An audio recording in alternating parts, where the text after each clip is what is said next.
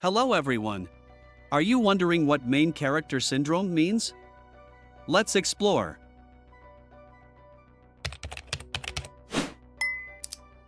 Main character syndrome refers to the tendency of someone to view themselves as the central figure in every situation, often behaving as if they are the main character in a story or movie. This mindset can lead to a heightened sense of self-importance, where the person believes their experiences and feelings are more significant than those of others around them.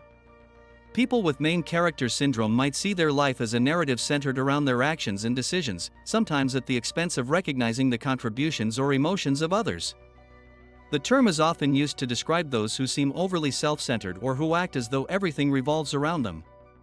In essence, main character syndrome is about adopting a perspective where one's own life and experiences are seen as the most important, often leading to a skewed view of reality and relationships.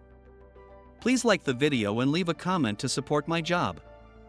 Thank you for watching and see you later. Goodbye.